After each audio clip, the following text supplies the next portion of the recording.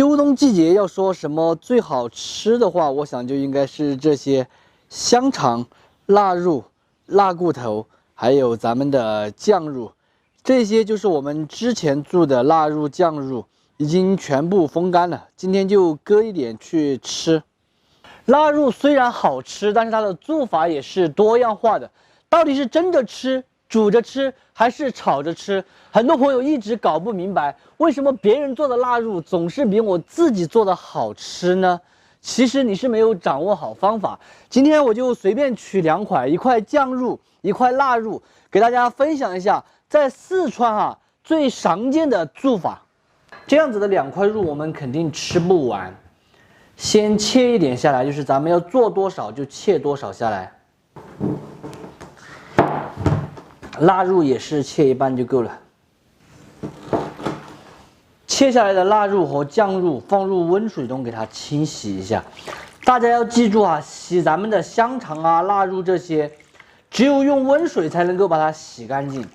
如果你是用清水洗的话，会洗到满手都是油，只会越洗越油。这个腊肉和酱肉到底是蒸还是煮还是炒，很多朋友搞不明白。今天呢，我就分别给大家讲解一下蒸、煮、炒它们的好处。现在我手里面切的这一块呢是酱肉，酱肉我们尽量选择用蒸的方式，这样子可以尽可能的保持它的酱香味。如果是煮的话，酱香味会减少很多，所以就直接给它切成片。还有一点要给大家讲一下，就是如果你的酱肉太寒了，那么就得提前煮一下或者泡一下。如果太寒，你还是直接蒸的话，蒸出来口感就不好了。它的皮比较硬，所以不是很好切。切开的时候，闻到这里面满满的都是酱香味。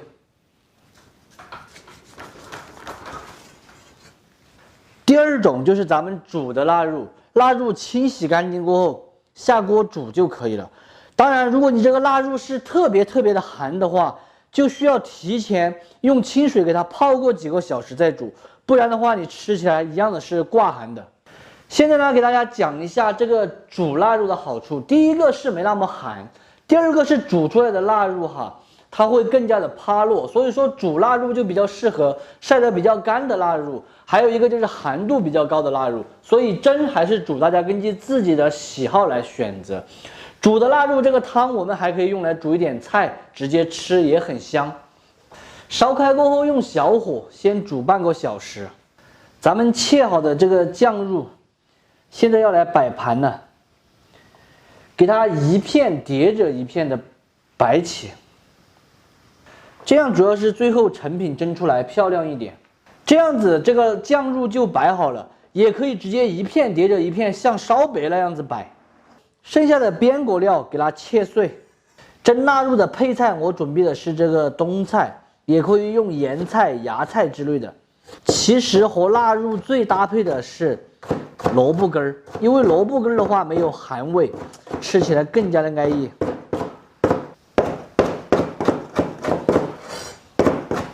再额外准备一点姜蒜末，宰细之后和冬菜放到一起。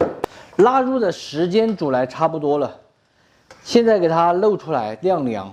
锅里面什么都不用放，把酱肉的边果料放进去，这样子它就有一点油气了。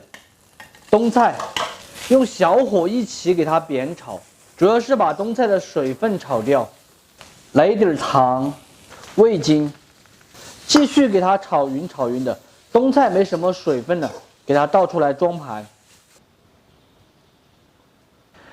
将一盘的量，煮好的这个腊肉切片之后就可以吃了，香得不得了，真的是。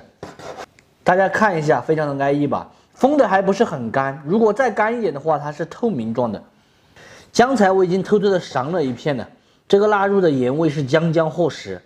接下来我就是要给大家讲第三种方法，就是炒。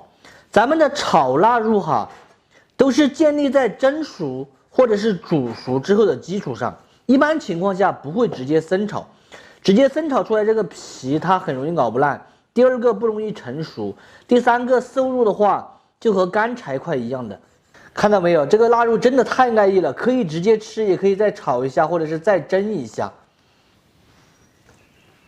香料的话，我来准备上几根蒜米儿，脑壳轻轻的配一下。现在打斜刀给它切成节。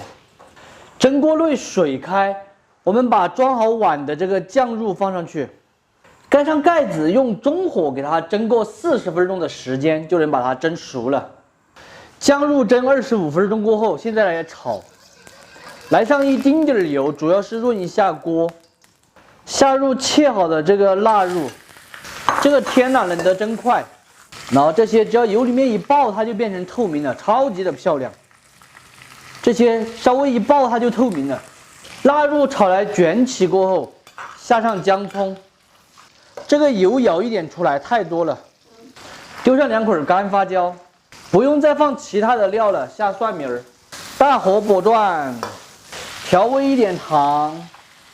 味精，翻炒至蒜米断生就可以关火出锅了，切记不要放盐，不要放盐，太香了。我先偷偷的尝一片，看起来就是满满的幸福。酱肉也蒸来差不多了，揭开盖子，给它取出来，给它扣一个盘子在上面，一定要趁它不注意的时候就给它翻过来。再把这个扣碗取掉，小心烫哦，漂亮吧？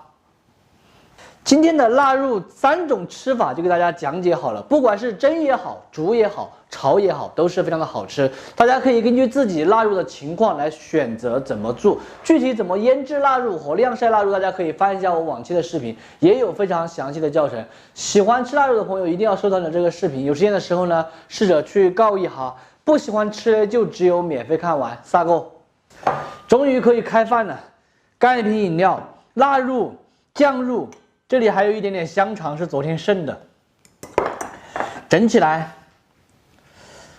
这个刚才我偷吃了，超级香。